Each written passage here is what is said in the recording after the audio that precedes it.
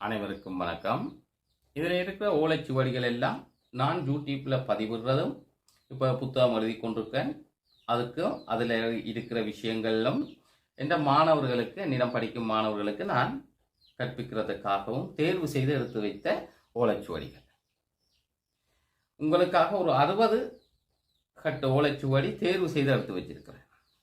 இதில் பாருங்க, இந்த ஓலைச்சுவடி இதில் இருக்கிற பிரயோகத்தை நீங்கள் முழுமையாக படித்தாலே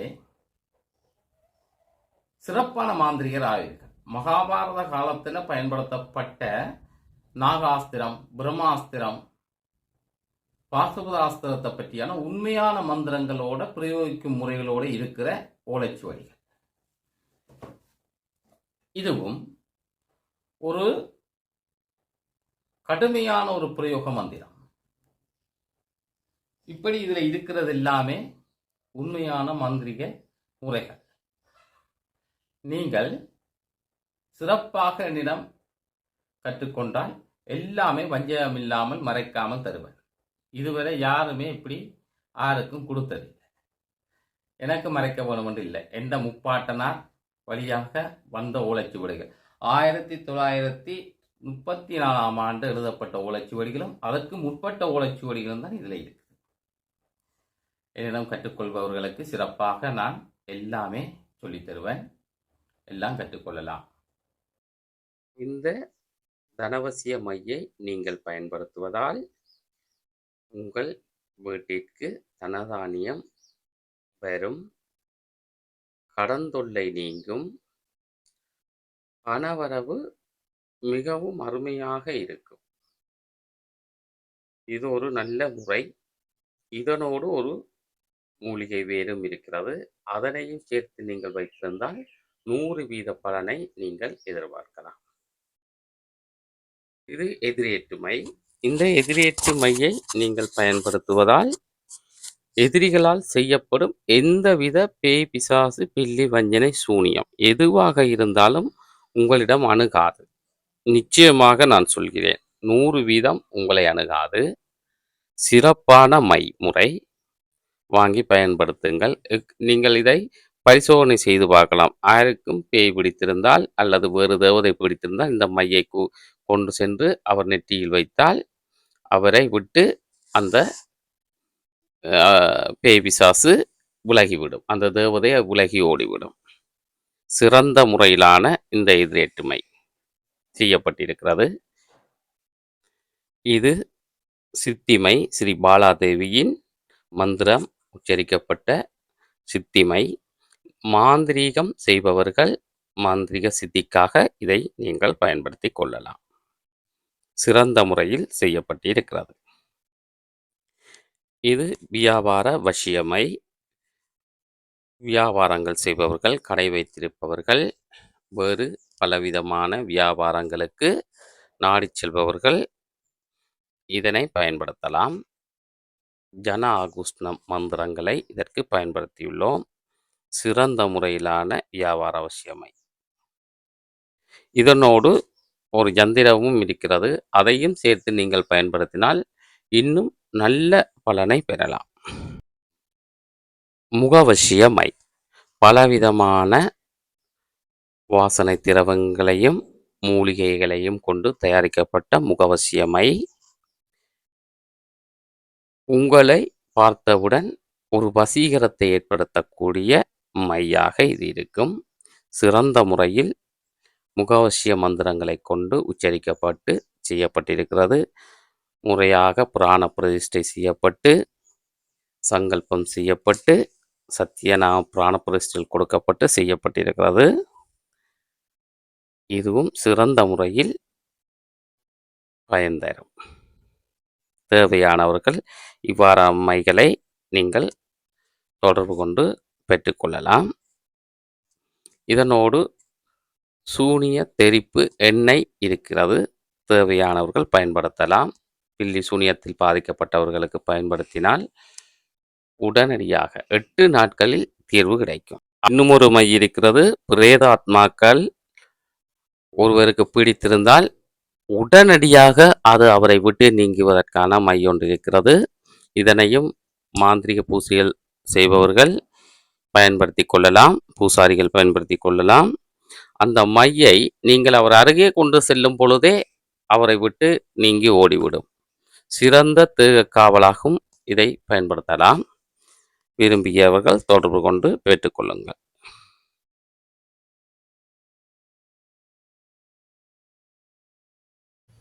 காட்டேரி அம்மன் பூசையை நீங்கள் தகாத உறவு வைத்திருப்பவர்களை பிரிப்பதற்கு பயன்படுத்துங்கள். கணவன் மனைவியை விட்டு வேறொரு பெண்ணிடம் தொடர்பு கொண்டாலோ அல்லது மனைவி கணவனை விட்டு வேறொரு ஆணுடன் தொடர்பு கொண்டாலோ காட்டேரி அம்மன் பூசை மூலம் நீங்கள் பிரிவு செய்யலாம். இன்னும் அநேக வேலைகள் செய்யக்கூடியவாறு இருந்தாலும் பிரிவு மிகவும் கடுமையான பிரிவாக இருக்கும் காட்டேரி அம்மன் பூசை மூலம் செய்யும் பிரிவு. இப்பூசை நீங்கள் செய்யும் பொழுது கவனத்தில் கொள்ள வேண்டிய விடயம், வெள்ளியிலான ஆபரணங்கள் நீங்கள் அணிந்திருக்கக்கூடாது.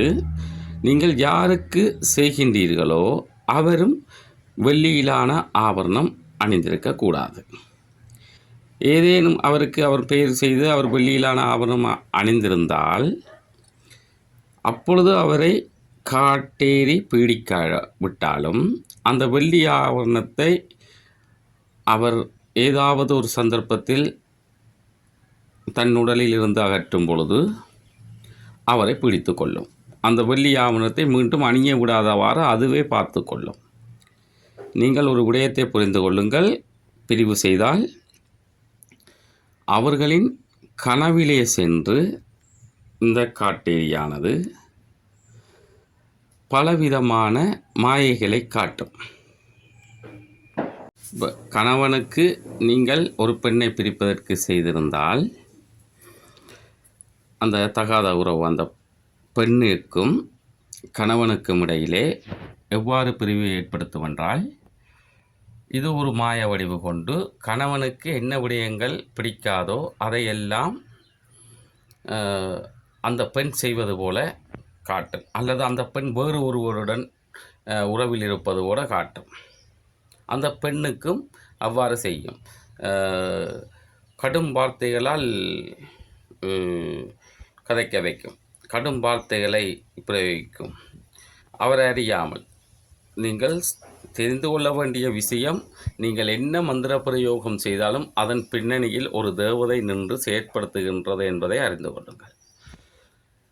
உங்களின் பிள்ளைகளுக்கு நீங்கள் பிரிவு செய்வதாக இருந்தால், தகாத முறையில் காதல் அல்லது வேறு ஏதாவது ஒரு விதத்தில் பிரிவுகள், நீங்கள் ஏதேனும் காதலிப்பவர்களை பிரிப்பதாக இருந்தால் கூட நீங்கள் அவசரப்பட்டு பிரிவினை செய்துவிட்டால் அதன் பிறகு சரி என்று ஏதோ ஒரு காரணத்தால், பிள்ளையில் இருந்த காவலோ ஏதோ ஒரு காரணத்தால் அந்த தேவதையை பீடிக்காமல் சில நேரம் இருக்கலாம், அதை பீடித்திருந்து சிறிது காலமாகலாம். நீங்கள் பிரிவு செய்திருந்தால் எந்த பூசாரியிடம் செய்தீர்களோ அல்லது எந்த மாந்திரிகரிடம் செய்தீர்களோ அவரிடம் சென்று அதற்கு மாற்று செய்து விடுங்கள் குறித்த காலத்தின் பின், அல்லது 6 மாத காலம் அல்லது 1 வருஷம் என்று காலம் குறித்து அந்த பிரிவினை செய்யுங்கள். மாந்திரியவாதிகள் பிரிவு செய்து கொடுக்கும்போது காலம் உத்தேசித்து கொடுப்பது நல்லது. அந்த காலத்துக்குள் இந்த பிரிவு ஏற்பட்டவர்கள் இப்போ தன் கணவனை மனைவி சரியான முறையில் அனுசரித்து அவரை தன்வசப்படுத்தி கொள்ள வேண்டும்.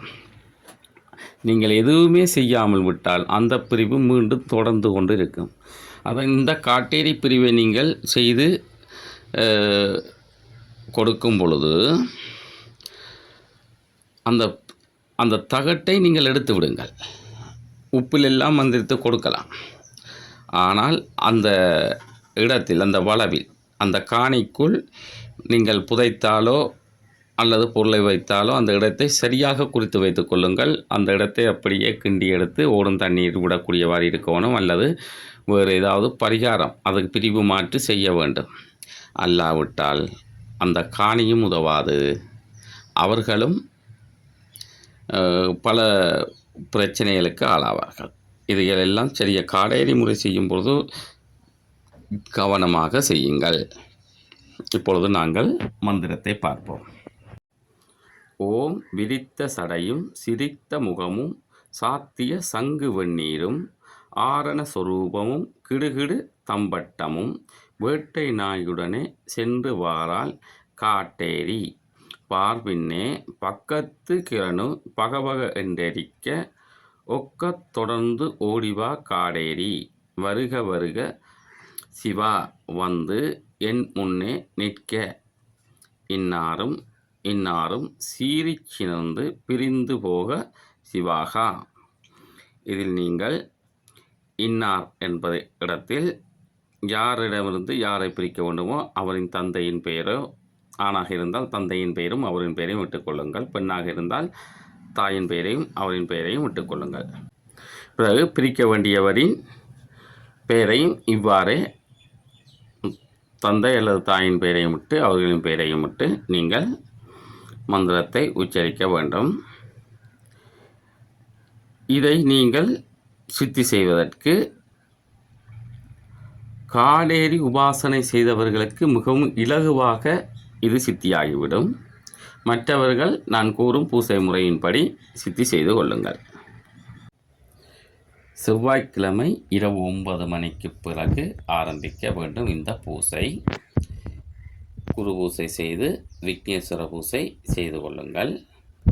தென்மேற்கு திசையாக அல்லது தெற்கு நோக்கி நீங்கள் இருந்து கொள்ளுங்கள். விக்னேஸ்வர பூசை செய்ததற்கு பிறகு சங்கல்பம் செய்து கொள்ளுங்கள். சங்கல்பம் செய்து காட்டேரிக்கு பூசை செய்கிறேன் என்று சங்கல்பம் செய்து கொள்ளுங்கள். பிரிவுக்குரிய காட்டேரி பூசை செய்கிறேன் என்று சங்கல்பம் செய்து கொள்ளுங்கள். அதன் பிறகு நீங்கள் மந்திரத்தை சாவரிமத்தி செய்து அதன் பிறகு மந்திரத்தை காட்டேரிக்கு பூசை செய்ய தொடங்குங்கள். காட்டேரி பூசைக்கு தேவையான நைவேத்தியங்களாக நீங்கள் வெற்றிலை, பாக்கு, பழம், சாம்பிராணி, சந்தனம், குங்குமம், சிகப்பு அரளிப்பூ பூசைக்கு பயன்படுத்த வேண்டும். தேங்காய் உடைத்து வைக்க வேண்டும். வாழை இலை விரித்து அதிலே அந்த படையலெல்லாம் வைக்க வேண்டும்.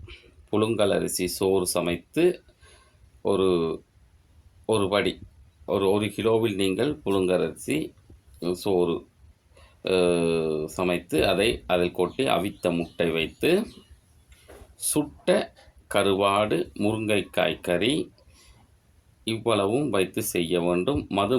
மது வைக்க வேண்டும். மது வைத்து நீங்கள் பூசை செய்ய வேண்டும். இவ்வளவெல்லாம் செய்து நீங்கள் கோழி கொண்டு வைத்துக்கொள்ளுங்கள். கோழி நீங்கள் பூசையின் முடிவின் இறுதி நாளில் மந்திரத்தை சித்தி செய்வீர்கள். அதன் முடிவின் இறுதி நாளில் நீங்கள் கோழி பலி கொடுத்தால் போதுமானது. நாளொன்றுக்கு 1008 உருப்படி 10 நாட்கள் நீங்கள் செய்ய வேண்டும். இரவாக இருக்க வேண்டும். அதன் பிறகு 10 நாட்கள் 10வது நாள் இரவு நீங்கள் மந்திர உரு முடித்ததன் பின்னர் நீங்கள் கோழியை பலி கொடுக்க வேண்டும். நீங்கள் கோழி பலி கொடுப்பதற்கு அந்த இடத்தில் கொடுக்க வேண்டிய அவசியமில்லை. நீங்கள் சம்பூரணம் என்று எல்லாம் முடித்ததன் பின்னர் உரு முடித்ததன் பின்னர் கோழியை எடுத்துக்கொண்டு நீங்கள் ஒரு தனி இடத்திற்கு சென்று அந்த இடத்தில் ஒரு வாழை இலையோ அல்லது சுத்தமான கல்லோ வைத்து தண்ணீரை தெளித்ததுக்கு பிறகு மந்திரத்தை சொல்லி ஆவாகனம் செய்து அதன் பிறகு நீங்கள் மந்திரத்தை சொல்லும் பொழுது அதில் நீங்கள் முழுமையாக நீங்கள் சொல்ல வேண்டிய அவசியம் இல்லை. அந்த மந்திரத்தில் நீங்கள் என்ன செய்ய வேண்டும் என்றால் வருக வருக சிவா அதுவரை சொல்ல வேண்டும். வருக வருக சிவா வந்து என் முன்னே நிற்க வருக வருக சிவா என்று சொன்னாலே போதும். அதுவரை சொல்லி வந்து வருக வருக சிவா வந்து நான் கொடுக்கும் இப்பலியை ஏற்று நான் சிறு கோரும் காரியங்களை நிறைவேற்றி தரவே என்று சொல்லி நீங்கள் சொன்னால் போதும். என்னவென்றால் கோழியை கையில் வைத்து கோழிக்கு தண்ணீர் எல்லாம் தெளித்து கோழியை கையில் பிடித்தபடி ஓம் விரித்த சடையும் சிரித்த முகமும் என்று மந்திரம் தொடங்கி வருக வருக சிவா வந்து என் முன்னே நின்று இந்த பலியை ஏற்று நான் கோரும் காரியங்கள் நான் அழைக்கும் போதெல்லாம் நான் கோரும் காரியங்களை வெற்றியடைய செய்யவே நிறைவேற்றி தரவே என்று நீங்கள் கேட்டுக்கொள்ள வேண்டும். கோழியை வெட்டும் பொழுது ஓம் காடேரி இந்தா பலி என்று சொல்லி வெட்டி அதில் போட்டு விடுங்கள். இரத்தத்தை ஒரு பாத்திரத்தில் பிடித்து கோழியையும் வெட்டிய தலையும் அதில் வைத்து பாத்திரத்தில் இட்டு அந்த பாத்திரத்துக்கு அருகில் கோழியையும் வைத்து பலி கொடுத்ததுக்கு பிறகு நீங்கள் கைகாலை கழுவி கொண்டு வந்து பூசையை முழுமையாக முடித்ததுக்கு பிறகு நீங்கள் சென்று அந்த கோழியை முச்சந்தியில் போட்டுவிட்டு வர வேண்டும். அல்லது சுடலையில் எரியலாம், அல்லது காட்டுப்பகுதியில், அதாவது பாலடைந்த காட்டுப்பகுதிகளாக பார்த்து நடமாட்டம் இல்லாத பகுதிகளாக பார்த்து அதை எறிந்து விட்டு வாருங்கள். எறிந்து விட்டே வரலாம். படையல்களையும் அவ்வாறே நீங்கள் முச்சந்தியில் கொண்டு சென்று வைத்துவிட்டு வர வேண்டும். மந்திரத்தை சித்தி செய்யும் பொழுது யந்திரம் தேவையில்லை. பிரயோகத்தின் போது நீங்கள் யந்திரத்தை பயன்படுத்த வேண்டும். என்னவென்றால் யந்திரத்தை இரும்பு தகடு அல்லது செப்பு தகட்டில் எழுதி கொள்ளலாம். கூடுதலாக நீங்கள் வண்டரித்த ஓலை, பனை ஓலையில் வண்டு அரித்திருக்கும் அந்த ஓலையை பயன்படுத்தலாம். அல்லது சுடலை சாம்பலில் நீங்கள் யந்திரத்தை எழுதலாம். யந்திரத்தை எழுதி நடுவில் யாரிடமிருந்து யாரை பிரிக்க வேண்டுமோ அதை அந்த நடுவில் இட்டுக்கொள்ளுங்கள். அல்லது ஒரு செப்பு தகட்டில் நன்றாக எழுதி சுடலை சாம்பலில் அழுத்தி நீங்கள் எடுக்கலாம். இந்த யந்திரம் இல்லாமலும் நீங்கள் பயன்படுத்தலாம். கொஞ்சம் உப்பு எடுத்து நீங்கள் அதுக்கு பிராண பிரதிஷ்டை செய்து தாக்கு பிராண பிரதிஷ்டை செய்ய வேண்டும். யந்திரத்திற்கும் நீங்கள் தாக்கு பிராண பிரதிஷ்டை தான் கொடுக்க வேண்டும். 108 கொடுக்க வேண்டும். தாக்கு பிராண பிரதிஷ்டை மந்திரம் மட்டும் நீங்கள் 108 கொடுக்க வேண்டும். கொடுத்ததுக்கு பிறகு மந்திரத்தை உச்சரித்து அவர்களுக்கு சாப்பாட்டில் கலந்து கொடுக்கலாம். சுடலை சாம்பலாக இருந்தால் செய்துவிட்டு இந்த யந்திரத்தை பதித்து செப்பு தகட்டில் எழுதி அந்த யந்திரத்தை அதில் பதித்து விட்டு செப்பு தகட்டை எடுத்து விட வேண்டும். சாம்பலுக்கு மட்டும் உரு கொடுக்க வேண்டும். ஒரு பாத்திரத்தில் மூடி வைத்து விட வேண்டும். ஏனென்றால் ஆக குறைந்தது நீங்கள் இது 1008 உருவாவது கொடுக்க வேண்டும். கொடுத்து நீங்கள் என்றால் 10,000 உரு தான் சித்திக்கு நீங்கள் செய்திருப்பீர்கள். அதனால் 1008 உரு கொடுத்து செய்ய வேண்டும். அப்படி என்றால் அவர்களின் பெயரை பொறுத்தவரையில் நீண்ட பெயர்களாக இருந்தால் நாள் எடுக்கும். அப்படி என்றால் ஒவ்வொரு நாளும் நீங்கள் அதை ஒரு பாத்திரத்தால் ஒரு மண் சட்டியால் மூடி வைத்து விட்டு வாங்கள். யந்திரத்தை அந்த சுடலை சாம்பல் கீறப்பட்ட யந்திரத்தை மூடி வைத்து விடுங்கள். உப்பாக இருந்தாலும் ஒரு பாத்திரத்தில் அதை இட்டு மூடி வைத்து விட்டு வர வேண்டும். இவ்வாறு செய்ததற்கு பிறகு நாள் முடிவில் நீங்கள் அதற்கு ஒரு கோழி பலி கொடுத்து படையல் வைக்க வேண்டும். சரியான ஒவ்வொரு நாளும் நீங்கள் படையல் வைத்து தான் செய்ய வேண்டும். அதை மூடி வைத்து விட்டு அதன் பிறகு கடைசி நாள் நீங்கள் கோழி பலி கொடுத்ததுக்கு பிறகு எடுத்து கொண்டு போய் நீங்கள் அந்த உரியவரின் இடத்தில் யாரிடமிருந்து பிரிக்க வேண்டுமோ அந்த அவரின் எதிராளியின் இடத்தில் நீங்கள் கொண்டு சென்று இதை வைக்கலாம்.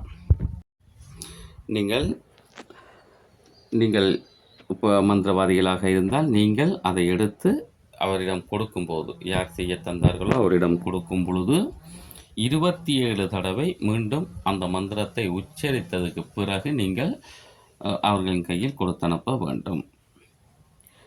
மந்திரவாதிகளுக்கு மீண்டும் இதை செய்பவர்களுக்கு நான் சொல்லிக் கொடுவது, தேவையற்ற முறையில் பயன்படுத்த வேண்டாம். நாள் குறித்து, காலம் குறித்து பிரிவு மந்திரங்களை நீங்கள் உச்சரித்து கொடுப்பது நல்லது. இதில் பலவிதமான பிரச்சனைகள் ஏற்படும். ஒன்று, அது அந்த காட்டேரி அங்கேயே நின்றுவிடும்.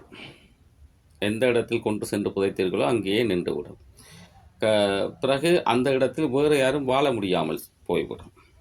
என்றால் பிரிவுக்குரிய அந்த தேவதை அங்கேயே நின்றுவிடும். தெரியாதவர்கள் அங்கு இருந்தால் மிகவும் பல பிரச்சனையை சந்திப்பார்கள். அனுபவத்தில் கண்டது. 2007ஆம் ஆண்டு செய்யப்பட்ட பிரயோகத்தின் விளைவாக இன்றும் அந்த இடங்களில் இன்னும் பிரச்சனை நடப்பதை பார்க்கக்கூடியதாக உள்ளது. அவர்களின் அனுமதி இல்லாமல் நாங்கள் செய்ய முடியாது. அதனால் நீங்கள் செய்யும் பொழுதே காலம் உத்தேசித்து செய்து விடுங்கள். அதன் பிறகு சொல்லுங்கள், அவர்கள் பிரிந்ததுக்கு பிறகு நீங்கள் உங்களுக்கு ஒரு வசியத்தை செய்து கொள்ளுங்கள் என்று கூறியே நீங்கள் செய்து கொடுங்கள். பிள்ளைகளாக இருந்தாலும் சரி, தாய் தந்தையர் வந்து உங்களிடம் கேட்டால் நீங்கள் செய்து கொடுத்த பிறகு பிரிந்த பிறகு வந்து மாற்றி செய்து கொள்ளுங்கள் என்று கூறிவிடுங்கள். அல்லாவிட்டால் அவர்கள் குடும்பங்களை பல விதமான பிரச்சனைகள் வேறொருவரை திருமணத்தை முடித்து போனாலும் பலவிதமான பிரச்சனைகள் ஏற்படும். அதற்கு மட்டுமல்ல, நண்பர்கள் மத்தியில் கூட இம்மந்திரத்தை பிரயோகிக்கலாம். நண்பர்கள், அதாவது கூடாத நட்புகள் இருந்தால் அதை கூட இப்பிரயோகம் மூலம் பிரித்து விடலாம். பலவிதமாக இப்பிரயோகத்தை பயன்படுத்தி நீங்கள் பிரிவுகள் செய்யலாம். சரியான முறையில் கவனமாக நீங்கள் செய்ய வேண்டும். காட்டேரி உபாசனை செய்பவர்களாக இருந்தால் மிகவும் சிறப்பாக இது நடக்கும். எண்ணி நீங்கள் 7 நாள் எதிர்பார்க்கலாம். 3 நாள் அல்லது 7 நாளில் பிரிவு நிச்சயமாக நடக்கக்கூடிய மந்திர பிரயோகம் இது. கைகண்ட முறை, பிரயோகத்தில் வெற்றி கண்ட முறையும் நீங்கள் சரியான முறையில் பயன்படுத்தி வெற்றியடையுங்கள். இயந்திரத்தை நீங்கள் வண்டடித்த ஓலையிலோ அல்லது இரும்பு தகட்டிலோ செப்பு தகட்டிலோ எழுதி நீங்கள் வைத்தால் எதிரியை கடக்க பண்ணுங்கள். நீங்கள் யாரை பிரிக்க வேண்டுமோ அவர் கடந்து செல்லுமாறு வைத்து அவர் கடந்ததுக்கு பிறகு அதை தாண்டியதன் பின்னர் அதை எடுத்து திரும்ப ஒரு 27 உரு கொடுத்து ஒரு முட்டையாவது பலி கொடுத்து கொண்டு சென்று வைத்தால் மிகவும் சிறப்பாக நடக்கும். அவரின் காணிக்குள் வைக்க வேண்டும். அவர் எந்த இடத்தில் இருக்கிறாரோ அந்த காணிக்குள் வைக்க வேண்டும், அல்லது அவரின் வீட்டினுள் வைக்க வேண்டும். சுடலை சாம்பலாக இருந்தால் அவர் வீட்டினுள்ளே நீங்கள் போட வேண்டும். படுக்கையில் போட்டால் இன்னும் சிறப்பாக இருக்கும். உங்களுக்கு சரியான முறையில் எல்லாம் கூறிவிட்டேன். கவனமாக செய்யுங்கள்.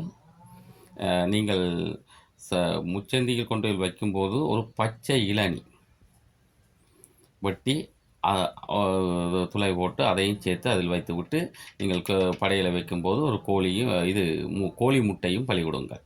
கன்னிக்கோழி முட்டையாக இருந்தால் சிறப்பாக இருக்கும். கன்னிக்கோழி முட்டையிலும் யந்திரம் இதனை கீறி தாக்கு புராண பிரதிஷ்டை கொடுத்து நீங்கள் இதனை பயன்படுத்தலாம். மீண்டும் ஒரு வீடியோவில் சந்திப்போம். பதிவு பிடித்திருந்தால் லைக் செய்யுங்கள், சப்ஸ்கிரைப் செய்யுங்கள், அனைவருக்கும் நீங்கள் இதை ஷேர் செய்யுங்கள்.